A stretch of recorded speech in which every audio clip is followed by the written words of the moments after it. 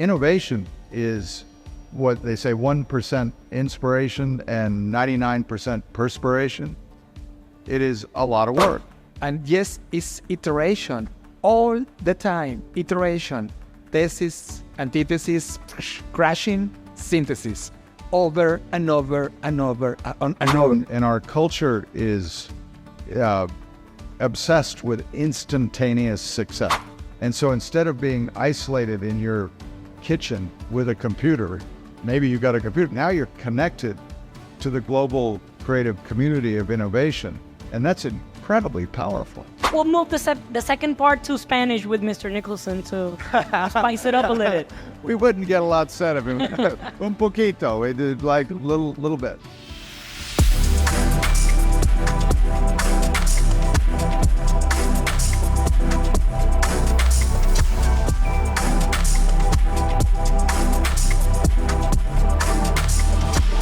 So we have a very particular conversation today. This is John Black. He's from Blackbaud. He's a futurist from Mexico. It's a very passionate, lovely guy, which I have the pleasure to call my friend. And I read you that way, Jonathan. I see you as an artist. You take your job as the artistics in it. It's very important for you. So I thought it would be great if we could have a brief conversation about creativity and futurism and future with also our second guest, Sam Nicholson, Mr. Sam Nicholson. He has produced shows such as The Walking Dead, and he's behind most blockbusters that we all love and enjoy. So first question, how do you guys see the future? What's the image of future in your heads? It's right here. Okay. The future is, I believe, all around us. It is totally accessible in the digital universe and how we're connected to it. So, it's all around us, I think. What do you think? The future is always under construction. Yes, we are constructed right now in this place. And we have this image from the future, these emotions. Maybe it's scared because the AI, maybe it's scared because the war, of the economic problems. But when you are a human being, you are a creator. So the future, I feel very attracted by the creators, the artists, that take these emotions, have these problems, and try to express something, even to solve the problem. So for me, the future is coming around with people that is very valiosa. Forget the word in English, que se arriesga, risky. Oh, risk-taking, beautiful. Does the future give you anxiety in a general sense? Do you have a scary vision of the future? Future. When you drive a car, which way do you generally look? You look forward. Yes. Right? You don't look in the rearview mirror a lot. You know that something's behind you. Yeah. That's like futurism. You cannot push the vehicle forward unless you have a vision forward. Okay. And that is anticipation of what is coming from a long way away to up close. But the whole idea is look forward. Don't get obsessed with looking back. Beautiful. Jonathan, you actually have in the afternoon a whole workshop on how to identify trends and design in the future. Yeah. Sam just mentioned something very particular. It's try to anticipate, try to look forward. Could you give us the tweet version of what people should do in order to anticipate? Yes, always get around with trends and signals. These economic, political, artistical, culture signals. And then try to think what happened with these signals in 5 or 10 years. And then this scenario, try to do in the back casting and what I can do in the present in order to evitate the future, because maybe it's bad future, or in order to design a better future. construct this better future. So for me, the future is really power. But you feel fear when you don't have power in the present. So maybe we need much more power in the present. We feel it, we need it. How we get that power? Trust the people. Trust. Yeah, of course. I lose trust in humanity months ago because I see very bad signs. I see a lot of bad happening around the world, and that is very scary. But when you put everything together and know you better and know you the possibilities of creation, then everything is back in control again. And then you sharing with other people, the other people sharing his vision, his art, his own projects, then everything else get around and get inspired by, then the future is going to be better than everybody's running in scary. So it's about surrounding yourself with trends, keeping an eye on them, and just try to communicate and be open about it and mutate and iterate. Yes, that's pretty much it. And sharing this vision, I'm sharing right now a very hopeful vision. So the hopeful vision is more easy for me and my mind. And I really believe in that vision. When I lost, science fiction and dystopic versions of the future, yes, of course, it's entertaining, but I feel scared because I see how humanity is moving directly to that vision. So in the present, you can has this inspiration to see another vision. And this is the power of the creators in the present. Mr. Nicholson, Jonathan just mentioned creating dystopic versions of the universe or of where we live. You basically create those visions. You Got a lot of them. You have built a lot of those dystopic versions of the future. Now, I have a question, a very specific question about Colombia, and then I would love for you to elaborate a little bit more about what is it to create those dystopic visions of the future and the role that creativity plays on that. But there's something very particular, is that Stargate, which is the company that Sam created, it's an Emmy Award-winning corporation.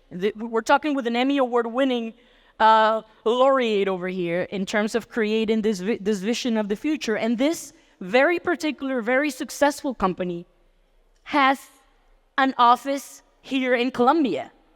So I want to ask you, why Colombia of all places? What do you see here that we're missing or that we're not very much empowered yet or we don't see it?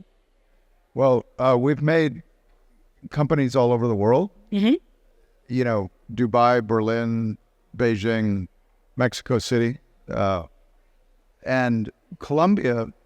Andre Valencia here, who's right in the audience, is really probably the reason why Stargate Colombia is so successful. It takes an individual with vision who is not afraid to try to explore things that maybe everyone else is afraid of. And I think a lot of that creativity is due to being willing to try, not being afraid of failure. And everyone's afraid of failing. No one wants to be the first one to get up and dance. No one wants to take a microphone and sing. No one wants to take a blank piece of paper and make a piece of art. You know, they're afraid of failing, you know? And our culture is obsessed with instantaneous success. You win the lottery, everything works. That's not the way life works.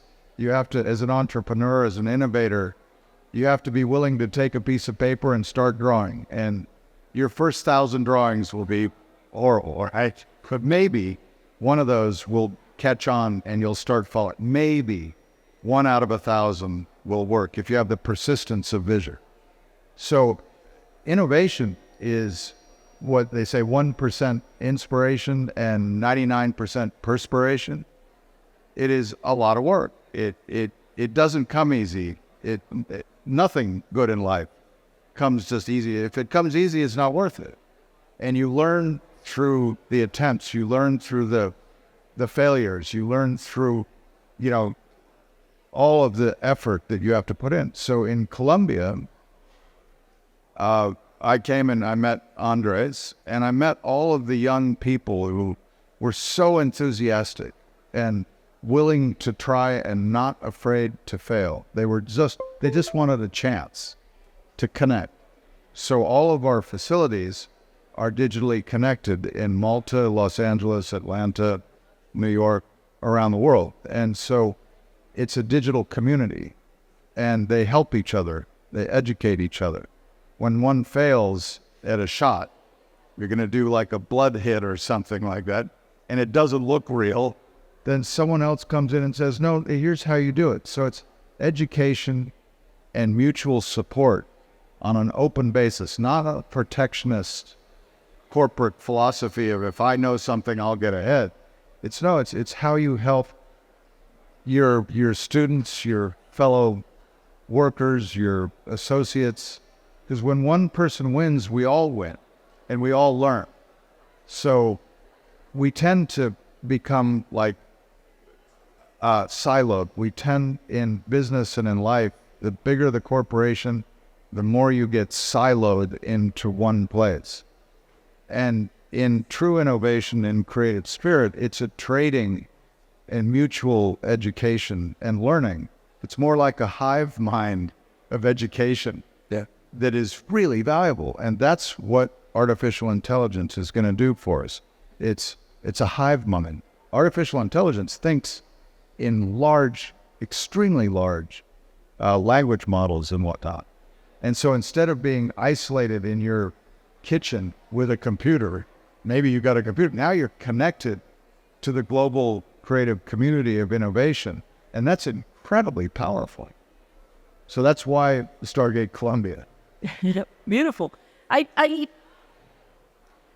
don't know if you were, who was here in the Simone interview, in the Simone keynote talk.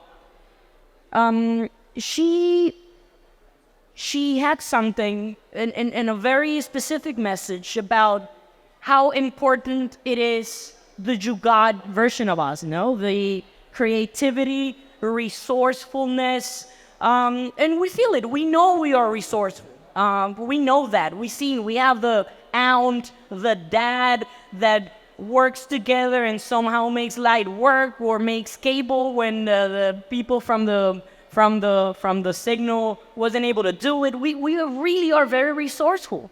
I think that resourcefulness somehow in the mind of people, it has like a pejorative significance. Like it's being resourceful. It's a meaning of being poor. Being resourceful is a meaning of not being able to buy something more sophisticated. And that is also something that I feel that we have here in Colombia. Are there any thoughts on your side on this twisted version of Colombians that I have? Yes, of course. But I think the most valuable lesson about this is the singularity of you.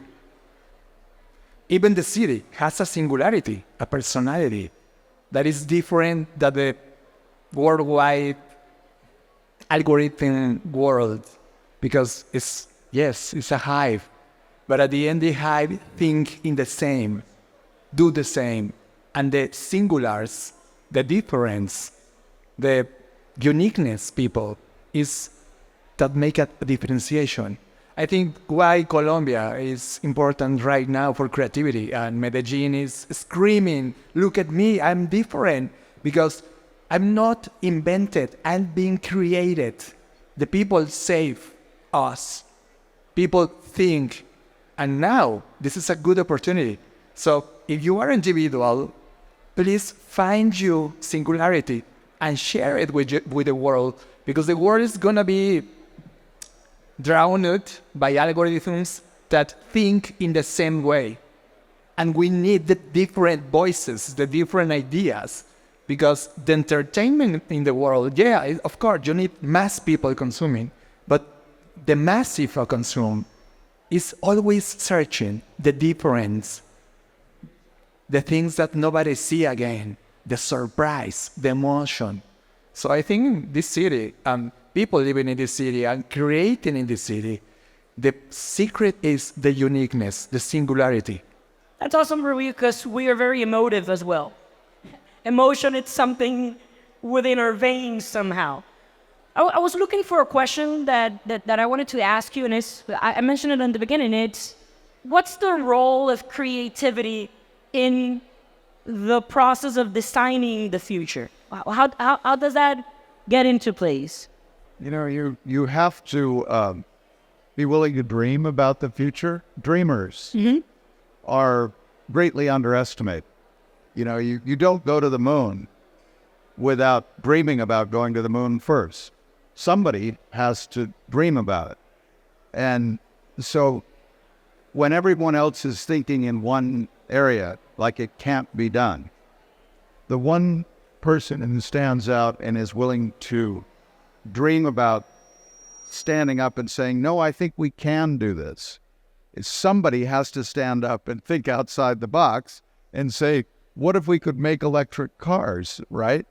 Wouldn't that be great? And there you have Elon Musk, right? All of a sudden, that can turn into, you know, entrepreneurialism, and it can turn into a huge amount of innovation. And then everybody hooks on and goes, oh my God, you can do it. Nobody wants to be first, right? Somebody in the United States on the East Coast said, what happens if I go walk across west and go to California? Well, look what happened, right? All of a sudden, when one person makes it, then everybody else follows. So you want to be the leader. You don't want to be the follower. You want to be the creative innovator who is willing to think outside the box, but you have to be willing to fall down and scrape your knee and fail a number of times, because you'll be the one who gets there if you're willing to put up with the torture of getting there. And everybody will say, you can't do this. There will be 100 people saying you can't do this. But if you're willing to try, and you have to be willing to fail, and you have to be willing to try again and try again, and that eventually leads, with a persistence of vision, to a breakthrough. You don't know when it's going to come, but once that happens, it's unbelievable. That's how I got my first jobs in Hollywood, because I was doing things that everybody else thought were impossible. The engine of the Enterprise, right? Star Trek I, the movie. And I said I was either foolish enough or young enough to say, no, I can do it, right? And then you go home and say, how are we going to do this? Yeah. You know, and then you figure it out, and you fail and you fail, and you know, and eventually you break through. And that happens a lot. So, I mean, children, I think, are very fascinating to watch, because a child is not afraid to sing. They're not afraid to draw. They're not afraid to dance. They're not afraid. And then they're taught to be afraid, because nobody wants to be the failure. Nobody wants to be the one who didn't sing a good song or somebody laughed at, you know? So I think we have to maintain that childness, that innocence, and to not be afraid in life to innovate, to be creative, to do that drawing or do that dance like nobody's watching. And that's really what we as adults have to maintain. Of course, there is a book from Austin Kleon that is about creativity. And yes, it's iteration all the time. Iteration, thesis, antithesis, crashing, synthesis, over and over and over and over. Every time you practice, you get better. So how many iterations do you need? I don't know. This is not scientific. That you need to understand what need to keep going. Yeah, keep going and find your voice. People are scared for sharing something. For example, right now I don't speak English so well. It's super broken English. But fuck up. My Spanish is much worse. It's a big thing. It's great. We'll move the second part to Spanish with Mr. Nicholson to spice it up a little. We wouldn't get a lot said of him. Un poquito. We did like a little bit. So it's dance like nobody's watching. That's the advice of a Emmy Award-winning Hollywood producer.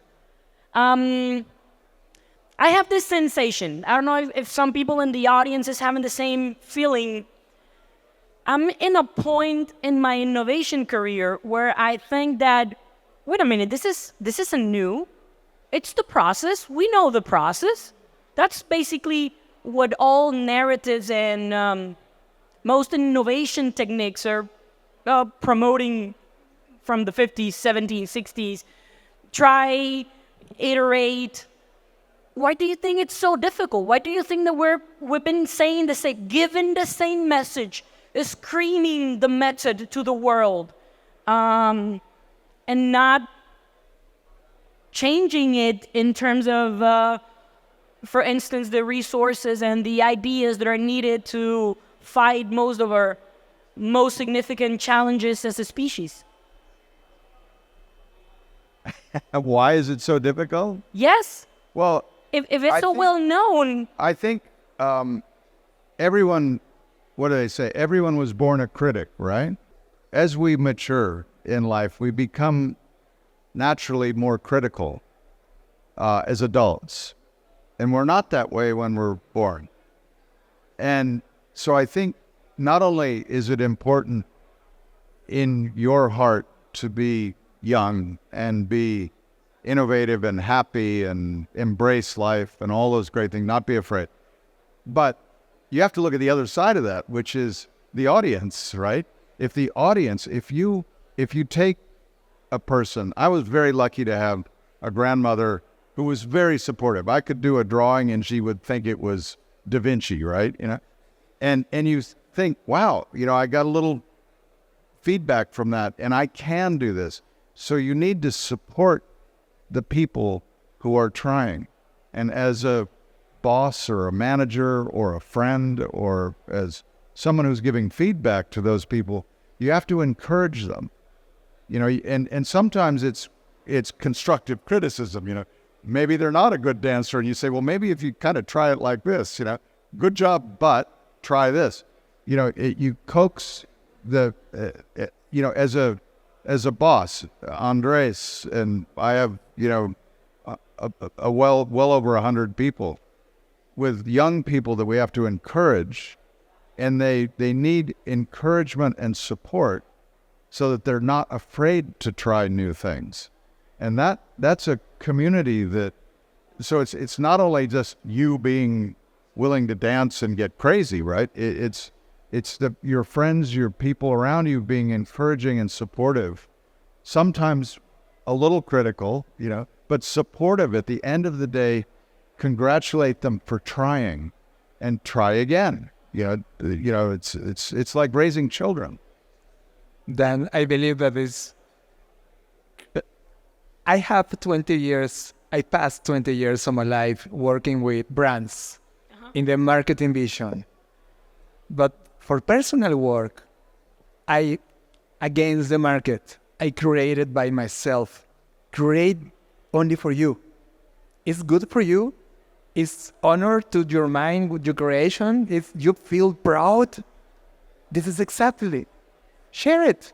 Live it. Freedom. Create with freedom. No expecting something. And then one audience, maybe one people come to you and say, oh, wow.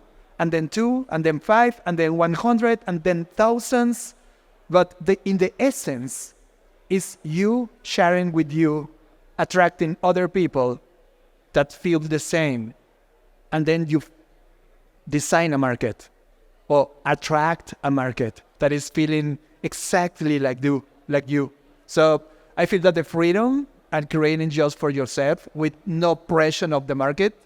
Sorry, I think, there is a project that is a pressure on the market, but in the freedom of creation, it's only for you, man. So it's for you. Freedom. This has turned out very unexpectedly to freedom, which I love because I have a freedom question. Yeah. What do you guys think about how to create that environment? Like in the corporate world, there is also this dichotomy around freedom, flexibility, especially, and I'm gonna say it in countries in development, it's probably more, it's bigger. how do manage freedom? Because we also need restrictions. It cannot only be absolute freedom. Well, there's a huge difference between fine art and commercial art. Okay. Okay? We're talking about being artists. As a fine artist, you can create whatever you want. You don't have to sell it. I do a lot of fine art. I do a lot of photographic art. And I don't care if it sells or not, right? I just like doing it. That's my art. That's my fine art, right? Once you get into commercial art, you have a client. And you might say, I like the sky blue. And the client might say, well, I think it should be green, And you say, well, at that point, you have to take your fine art hat off and say, okay, green. How can we make it a really beautiful shade of maybe turquoise, where it's a little bit of blue? And then you start, and so the client, if you're going to sell your art, if you're going to be a commercial artist that is successful, there is a client, there's an audience, there's a director on your film, there's always somebody up there. There's a studio executive that will come in at the last minute and say, change everything. And look, as it's been written to me, who's writing the check at the end of the day, if you're a commercial artist? So you have to find this blend where you can express yourself, you can encourage everybody to be absolutely the best they can be, but there is a director of the movie that is ultimately the boss. And then that changes. And when the director leaves, the studio's the boss and everything changes. It can be very frustrating, right? But you have to draw a line between fine art and commercial art. And you can exist in both.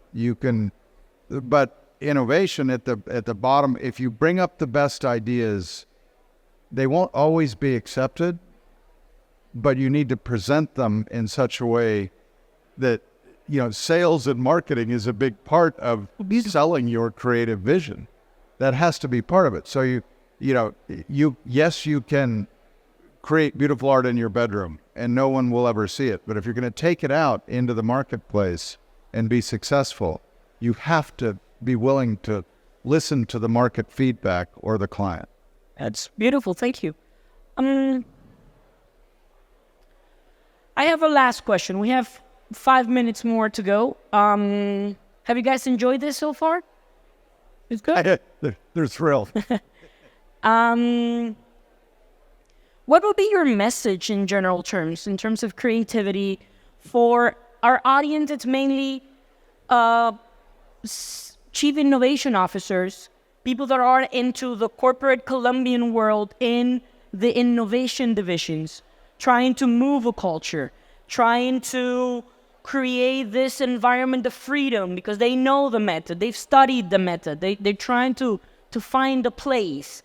I would really love, and I think it will be very helpful for them, if your final message is to them, what would you tell these innovators in the corporate Colombia? I want to be very clear with this idea. It's going to be huge, but it's clear. In the innovator's world, you need to enjoy your creation, but the first and the most important is fix an important problem that you feel attract. Because in essence, you are a creator or you are a consumer. So the decision is yours. As a consumer of the context or a creator of the new possibilities. So right now, we have a lot of entrepreneurship guys, more in technological worlds, right now with the more powerful than ever in the technological context and economic. And they are creators. So we must fight back with good ideas, trying to fix all the mistakes and problems that we have like humans or living beings, because humans are important in an environmental planet. We share with other living beings. So we need to take this decision, make this decision. First, we are creators or consumers. Take the decision, make the decision. And if you select creators, enjoy with your fire and passion. Enjoy the problems that you are trying to fix or something that you're trying to get in better. Because maybe this is the most important gift to the rest of the humans. That even do you know it, they don't know you, but it's a gift. My gift, for example, is that the next generation and the next generation and the next generation enjoy, the sea, enjoy clean water, enjoy walk free in a free world. And maybe your generation, we need to talk about these issues and give these gifts to the future humans. And that's why we need a lot of innovators and creators and people that really love the problems that we are fixing. Thank you for sharing your vision, Mr. Nicholson. I think we were born to create. I think everyone has a brilliant creativity within them that many times gets worn away like smooth rocks in a stream over an entire person's life. And, I have to always say, don't be afraid to try and don't give up. If you have a vision, don't be afraid to fail because that's part of the process. And in fact, when I think of the dinner conversation, the funny things that happen in life, it's about the failures. It's not about the successes. I don't really care about the awards, but the funny stuff is when the set lit on fire or something happened and you were embarrassed, or whatever, and you learn so much from that so fast that you learn how not to do it that way again, for sure, right? But if you allow that to knock you down and you lose your innocence in life, then you lose the enthusiasm of getting up and seeing what a beautiful day it is, and the beauty of what's around us. We are the luckiest things in the universe to be walking around. We all won the lottery when we were born. I mean, the chances of us being alive are infinitesimal in the universe. So make something of your life. Do something special with it to give back to the community, the world community, and support those small little seeds that are trying to grow. So, protect the environment, appreciate how lucky we are to be alive, and give back, create, or support, or consume in a great way. We can do all those things, but innovation is at the core of it. And I think maintaining your childlike innocence, but learning along the way and giving back to the human race and making the world a better place because you were alive here. Beautiful. Thank you very much for this. Jonathan and Sam Nicholson.